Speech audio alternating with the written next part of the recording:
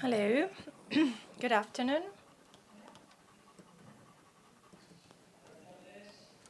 Good afternoon to you all.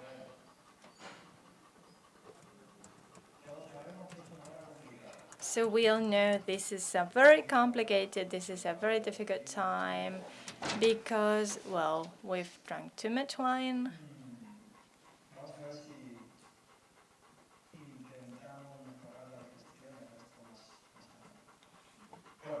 Well, so maybe we can make it work. So we're going to keep on talking about technologies and advances that disrupt. And now we have another trending topic on the table, which is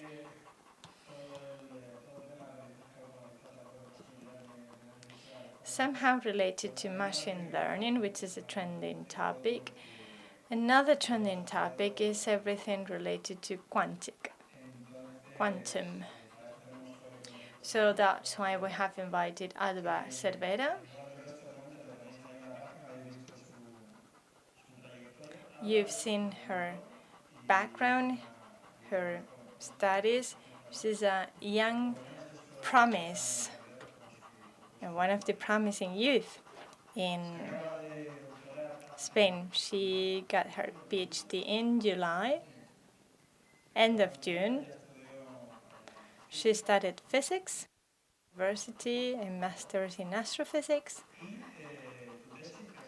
And your thesis with a cum laude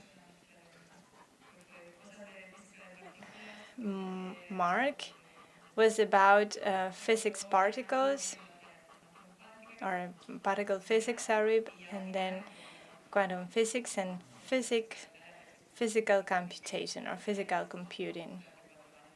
So it was like a melting pot of different things. Yeah, that's usually what happens when you do a pitch thesis. We'll know it. So we decided to invite her because beside her background and her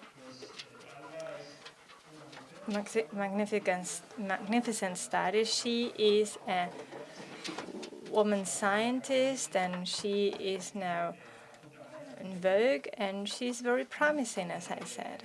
She's young, she's a woman, she's Spanish, and she'll be one of the protagonists of the 10-15 years to come. So among other things, that's one of the main reasons to have her here. And because we want her to talk about why quantic physics is a reality, what's the future for it, and the practical uses, practical realizations of it, practical for the society. Because this is about, finding things to do with technology. So I'd like you to define quantum computing, how you see it. Well, I could make a summary of what quantum computing is. We're not able to do all the calculations we need in our daily lives. We cannot do it with just our mind. So we needed to make up different devices in order to help us with the calculations. For example, abacus or the computers. And the same goes for the rest of the world, the microscopic world, atoms and bacteria, molecules that are organized by different physical properties. So we decided to use those physical properties in order to do calculations, in order to do computing. In the same way, we use the computer components in order to do calculations. We do calculations with physical, biological entities. This was an idea that was born in the 80s. but from a more theoretical point of view. Richard Feynman, who won the Nobel Prize, said that if we are to understand the microscopic world, the bacteria, the molecules, and in order to put them in a computer would need many years to try and get that information from them.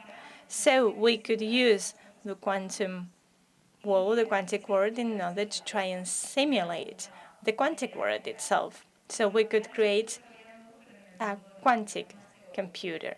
But it was a theoretical idea because the technology in the 80s didn't make it possible for the scientists to manufacture such a computer. But in the 90s, there was an application that linked the theoretical with the practical world, which is called factorization. Factorization, for example, means that 15 is 3 times 5. That is called factoring. But everything revolves around factoring. Banking devices, cryptography, social media, and deciphering, the crypting, so splitting a number in its factors, it's very simple. And Peter Short in the 90s created an algorithm that was quantic that could do the factoring in a very efficient way. So that was the first real-world application that made quantic computing a reality. But still, we didn't have that quantic computer at that time. And then in the year 2000, around the year 2000, the first quantic computers were created. In 2007, the first companies to commercialize, to market those computers were born. So the quantic computers nowadays are prototypes. IBM, Microsoft, and Intel and other companies are creating prototypes because the quantic computers now are small quantic computers. They are similar to a normal computer. But there is something called the quantic edge or the quantic supremacy. Once we'll have 50 qubit big quantic computers, 50 qubits will be enough for an algorithm to run in those computers. That won't be able to run in normal computers. So we are doing experiments and testing those computers.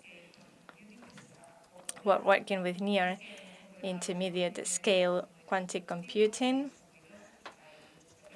We're testing things with them. They're very noisy and very cumbersome, but we keep on testing them. And now more and more algorithms based on quantum physics can use the best of a normal computer and the best of a quantic computer, and it works.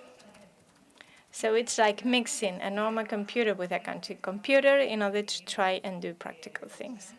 So in a few years' time, we'll be able to have interesting things with them.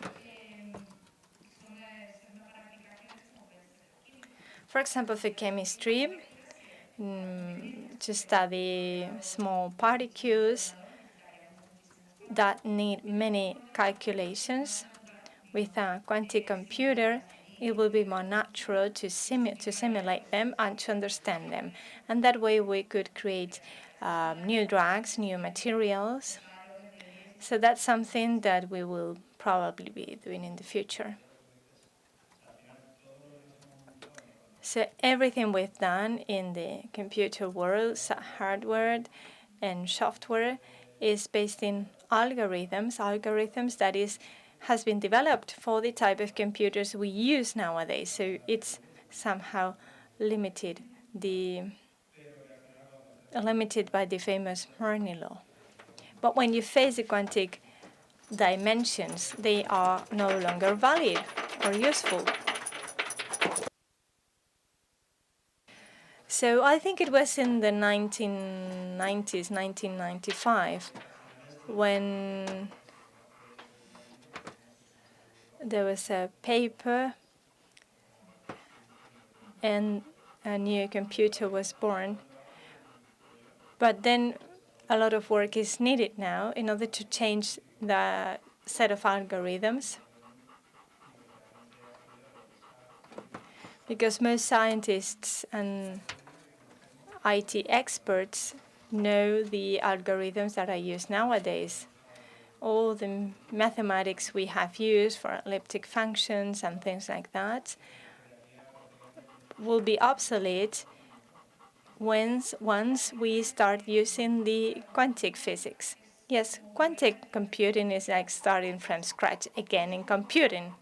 So it's a new paradigm. It's not the continuation of what we've been doing so far. So this is an idea that was born many decades ago, but has always remained in the theoretical world. So it's like it has stayed there just for the physicists.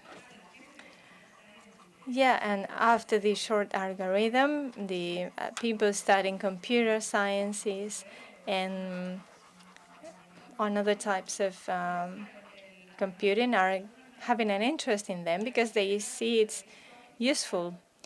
When I say quantum computer, what is quantum is the hardware, but then the software is a normal software. For example, from Python is being developed by normal companies, by normal people, developers, researchers, the community, and it is basically open source, so everyone can contribute to it. And we're even using software created by big companies such as Google or IBM. So it's like a blend of people from many communities, the physicists, the big quantities, the theorists, people who are studying computer science, and people who program the interfaces.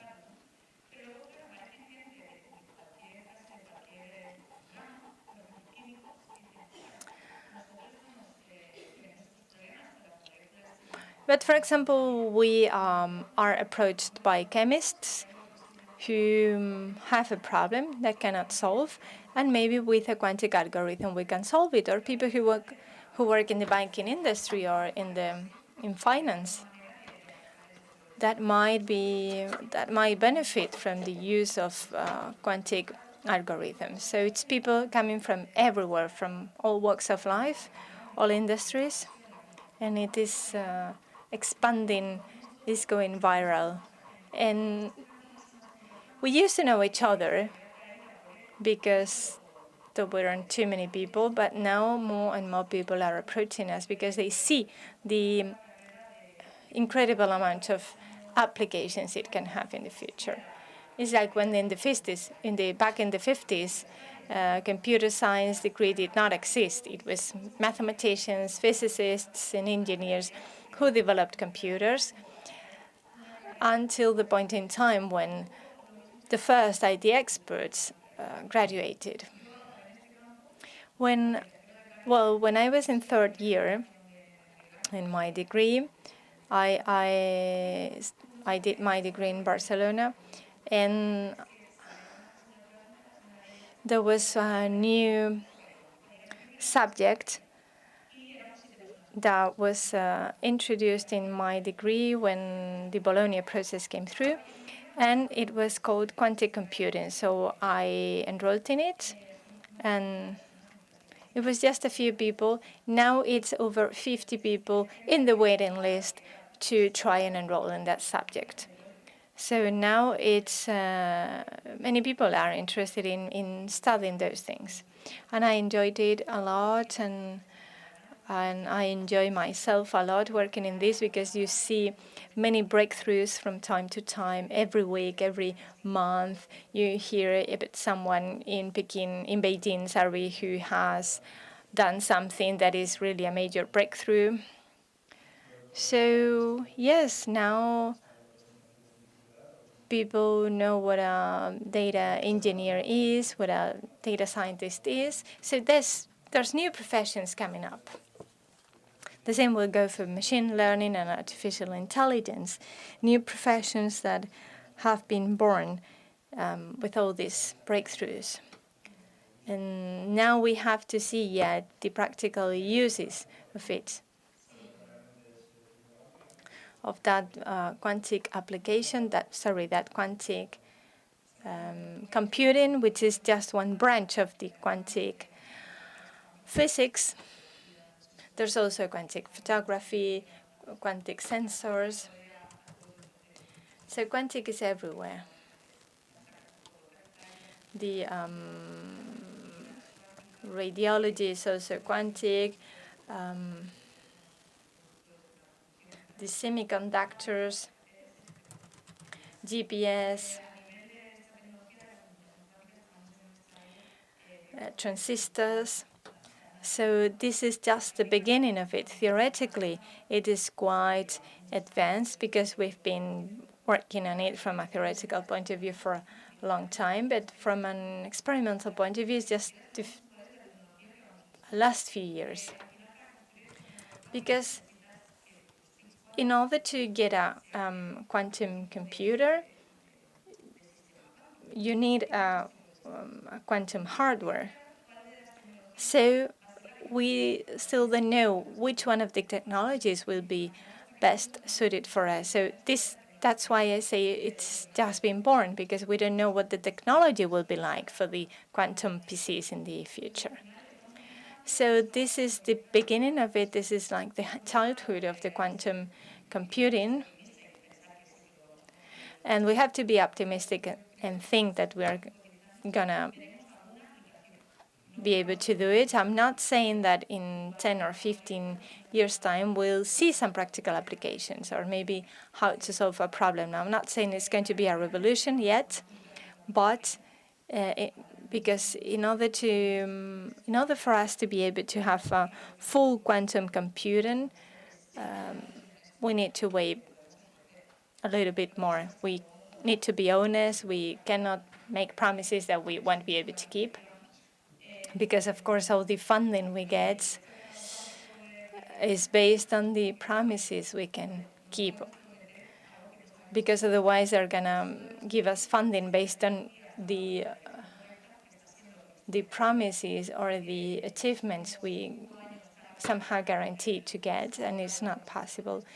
But the prototypes is really based on the Moore's laws, because we are sizing them up and we're doubling the size every year. So this is the technology for the future, but we don't know yet when it will be a full reality. And this is now the time to lay the foundation for it.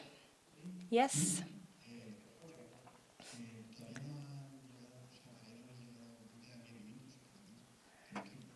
You have more than 10 minutes left. No, don't worry. But I have a really freaky question, and I cannot hold myself. Quantum computing combined with artificial intelligence, can it become a Skynet?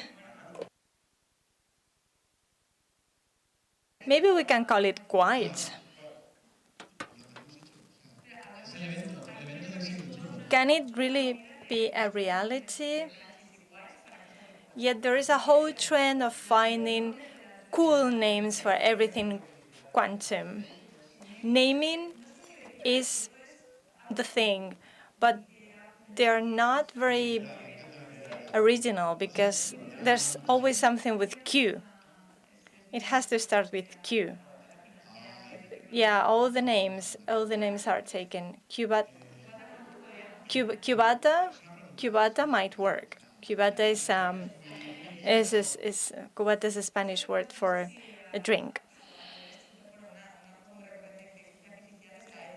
For example, we need to talk about ethics in artificial intelligence. Skynet is someone that has programmed Skynet, which is a mean robot. No, Skynet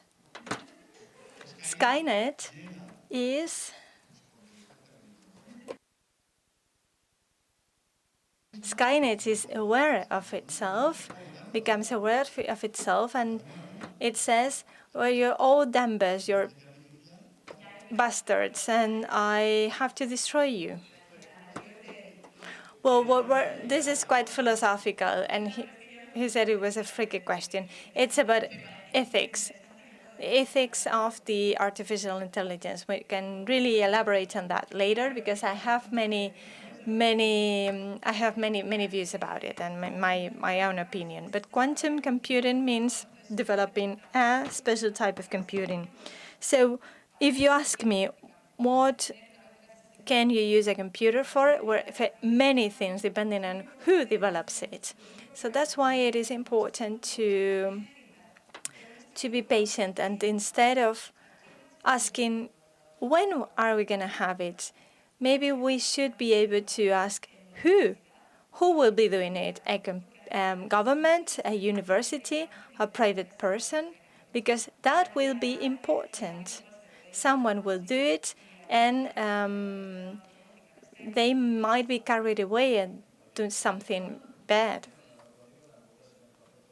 Well, what a quantum computer is not the computer we might think of. The concept of a quantum computer might be completely different from what we think. Well, it's a calculating tool.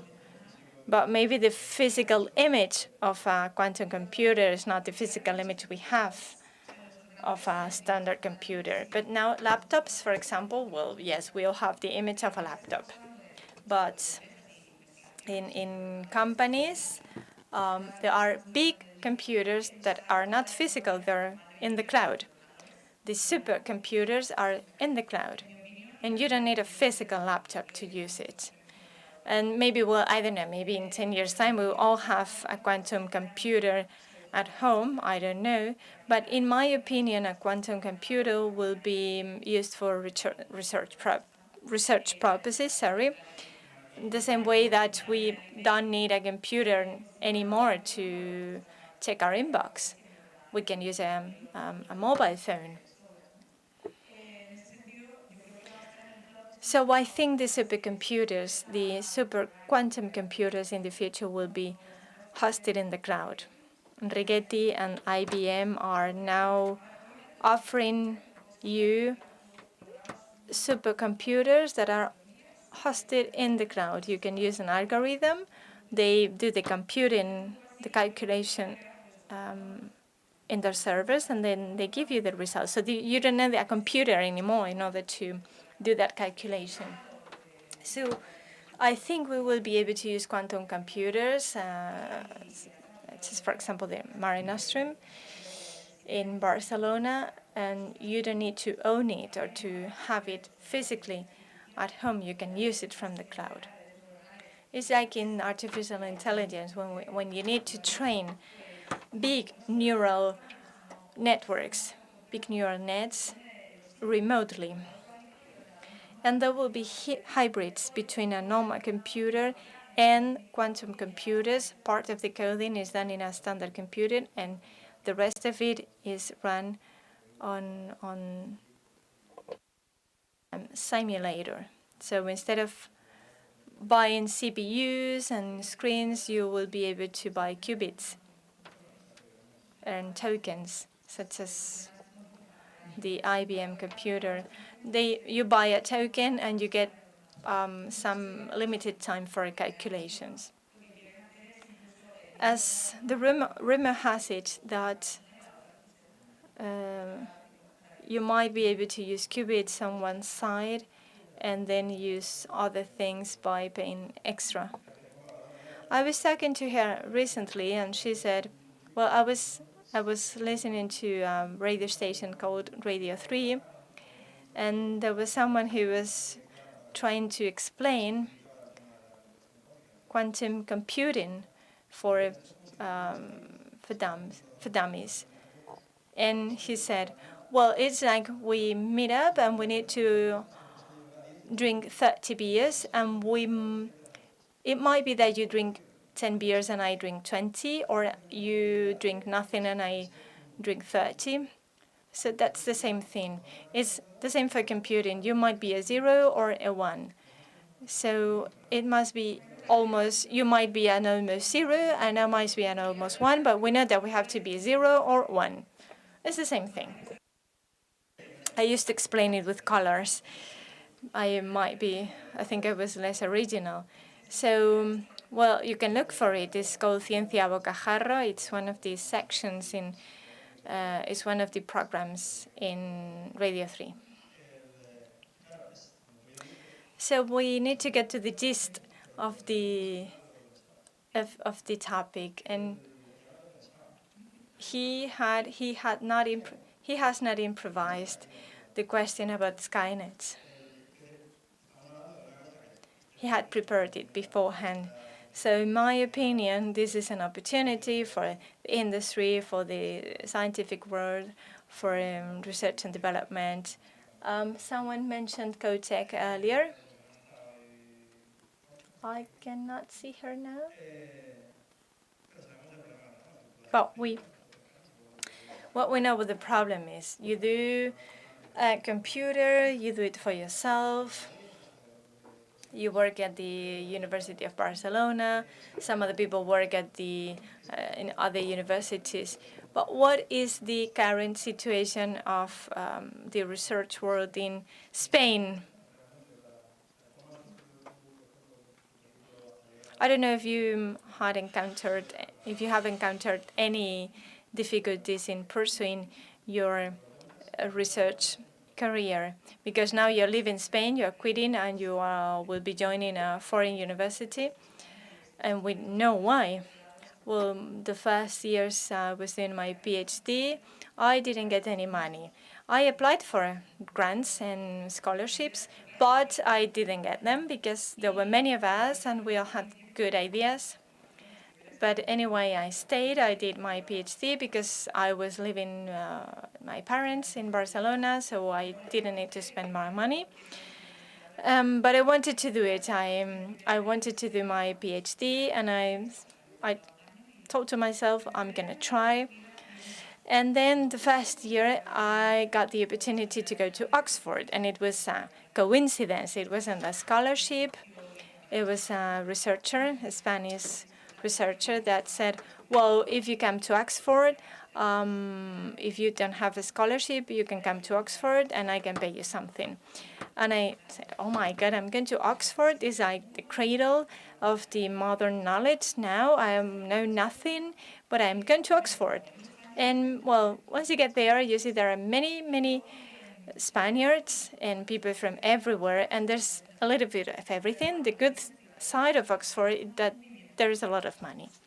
There's a lot of money, but in Spain we have brilliant people. We have very knowledgeable people, very many experts, but we lack the money.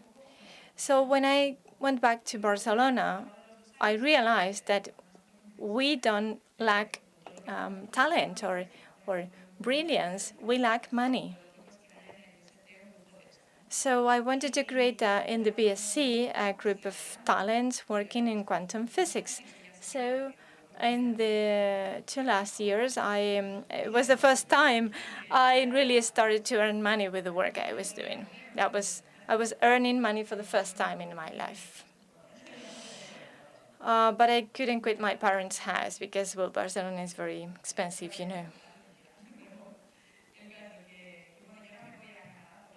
So now I am moving to Canada. I want to go to Toronto, but I wanted to go abroad because I think it's important for any researcher to live abroad and to do some work abroad. But my greatest fear is that I don't know if I will be able to come back to Spain. And I want to come back. And I think we should be able to come back because there are many initiatives in Spain, yes, but only because people are very enthusiastic about them and they do it. The institutions are not supporting them. Institutions are not really encouraging it. So we need more support and money from the institutions. That's the reality. So I'm glad to see that the ecosystem is growing up, is growing, especially in Barcelona. We all know each other because it's very few people. So there is a lot of exchange between the Spanish universities, between Seville, Granada, Madrid, and Barcelona, and companies are being created. Many startups. A Boston startup is opening a branch in Europe, in Barcelona. You can create spin-offs, don't you think? Yes. It's been only 2 years, but Barcelona company, a new company in Barcelona is Kilimanjaro. It's being created by colleagues of mine, people from the Autonomous University Barcelona, the academia, and they are researchers in those universities. They are locals. So it's great to see that that's a great achievement to have them there. And because they are endorsed by an institution, which is the University of Barcelona, so they will attract the implication, the involvement of the public institutions. Well, you know, Jorge has grabbed the microphone, so that means it's time for questions. Hi.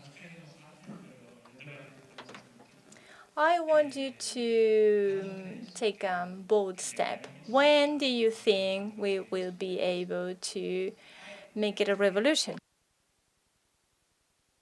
Well, I don't know. And you're talking about cryptography. And, well, I think the problem with cryptography is that when we will be able to decipher it and to make it a revolution, we won't need it anymore. Because if you really want to decipher something that is complicated, you need a quantum computer of millions and millions and millions of qubits. So we need a lot of time. But meanwhile, of course, we're not stupid. And since we know that this is going to be a reality, even if it's in 30 years' time, the cryptography systems are being changed so that the new algorithm, if it comes, won't be able to crack it.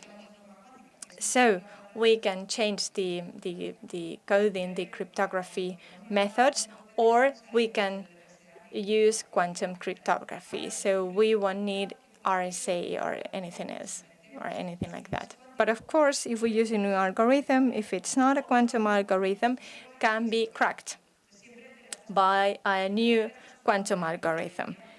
So there's always a risk, but there's always a risk everywhere because you don't know if there is a mysterious mathematician that is cracking code now. So this is the risk of cryptography always. Yes, because it is based in a type of algorithms that is based 30 years ago, that was created 30 years ago.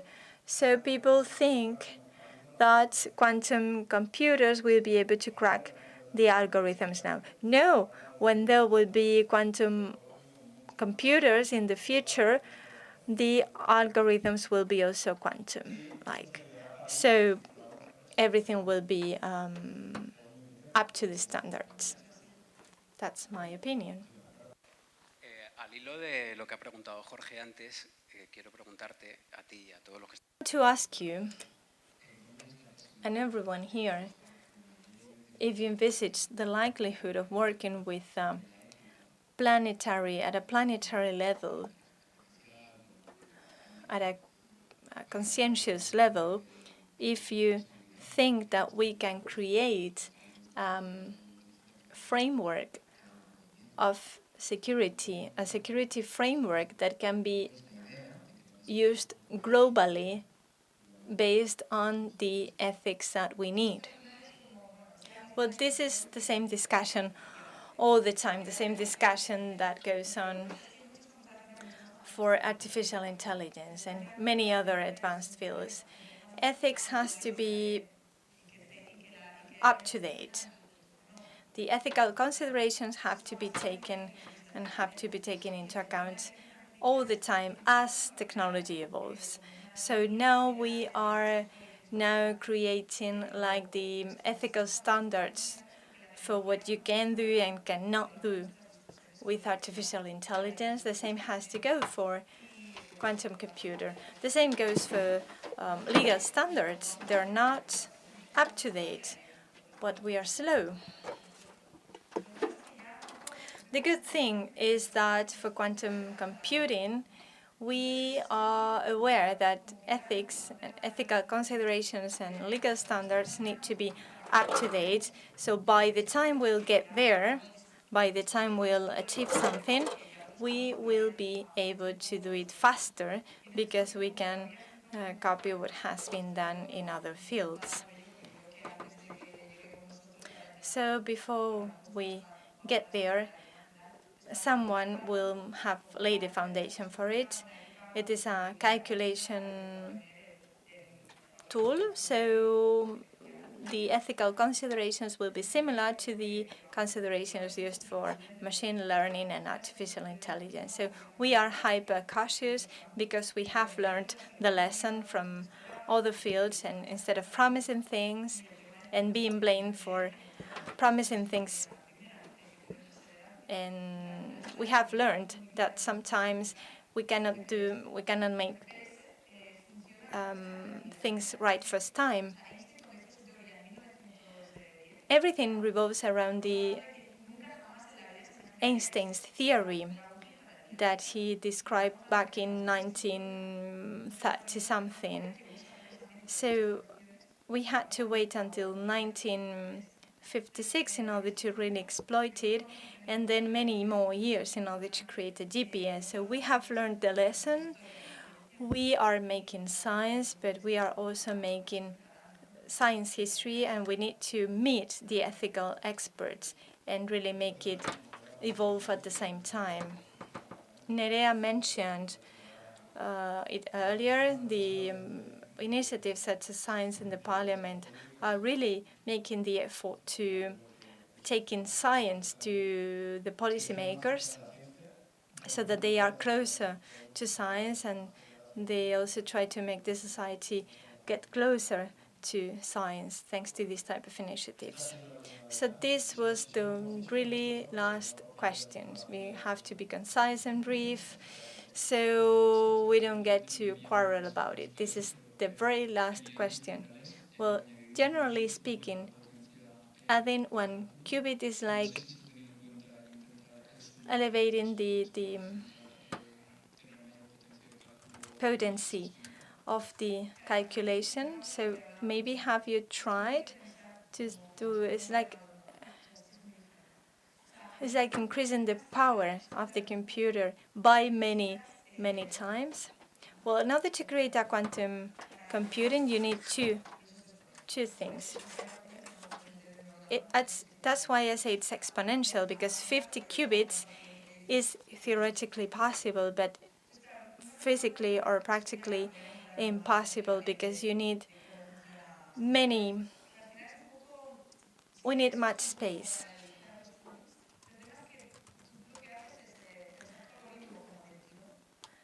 So basically what you do is you describe the whole algorithm entirely, but then you have to wait until the end of it in order to see what the result is like. Because if you stop in the middle, you stop the quantum process. So that's why I say that you need to shift the way you think. And there are many algorithms now that are quantum inspired. They're normal algorithms, but they find their inspiration, meaning they are thought differently. So there's a lot to research about it, and there's many people working in computer science and mathematics that are interested in knowing about quantum research and quantum physics, because they understand that they need to change the way they think about it in order to be ready for the future. So it's like a trap. We talk about algorithms because it's what we know now. Well, this was really the last question, so we have to stop. Just to summarize, quantum physics is still in trend, and we have young, promising researchers, and so the future is bright. Thank you.